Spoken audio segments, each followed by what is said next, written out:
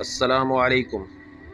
اگر آپ نماز کے پابند نہیں ہیں، کبھی کبھی پڑھ لیتے ہیں یا بالکل ہی نہیں پڑھتے، لیکن آپ کا دل کرتا ہے کہ آپ نماز پڑھتے ہوں، آپ نماز پڑھنے والے لوگوں کو دیکھ کر حسرت محسوس کرتے ہوں کہ کاش آپ بھی انہیں کی طرح ہوتے، کاش آپ بھی نماز کے وقت اپنی سیٹ چھوڑ کر مسجد جا رہے ہوتے، جائے نماز پکڑ کر کسی کونے میں بچھا رہے ہوتے، کاش آپ بھی وضو کرنے جا رہے ہوتے، وضو کر کے آ رہے ہوتے، کاش آپ بھی نماز پڑھ کر ٹخنوں سے اونچی پینٹ کے پائنچے سیدھے کر رہے ہوتے، جرابیں پہن رہے ہوتے، دوبارہ سے اپنے کام میں مصروف ہو رہے ہوتے۔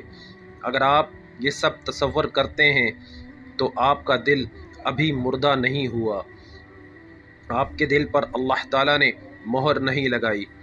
ڈریں اس دن سے جب اللہ تعالیٰ مہر لگا دے گا اور آپ نمازیوں کو دیکھ کر اکتانے محسوس کرنے لگیں گے۔ آپ 100 طرح کے دلائل سوچنے لگیں گے کہ یہ غلط کر رہے ہیں، آپ نہ پڑھ کر بھی ٹھیک ہیں۔ اپنے تصور کو زندہ رکھیں۔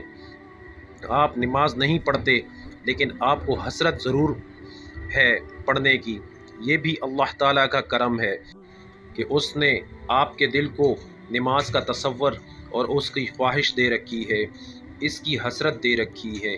آپ نماز نہیں پڑھتے، لیکن پڑھنے والوں کو اچھا سمجھتے ہیں، انہیں عزت دیتے ہیں، ان پر رشک کرتے ہیں۔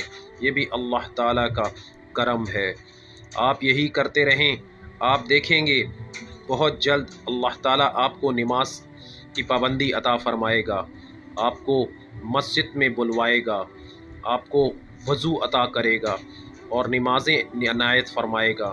آپ کے اعضاء و جراح کو قیاموں، رکوعوں اور سجدوں سے سجائے گا۔ اگر آپ نماز نہیں پڑھتے لیکن نماز پڑھنا چاہتے ہیں تو نماز پڑھنے والوں کی عزت کریں، آپ بھی عنقریب ان میں شامل ہو جائیں گے۔ آپ آنکھیں بند کر کے تصور کیا کریں آپ نماز پڑھ رہے ہیں، آپ بیٹھے بیٹھے پوری نماز دہرا دیا کریں، آپ اپنے تصور میں قیام اور رکوع اور سجود ادا کر لیا کریں۔ اللہ تعالیٰ عنقریب آپ کو بھی نماز کی استطاعت عطا دے گا، ہمت دے گا۔ اللہ تعالیٰ ہمارے دلوں کو نمازوں کی کمی کا احساس عطا فرمائے۔ آمین ثم آمین۔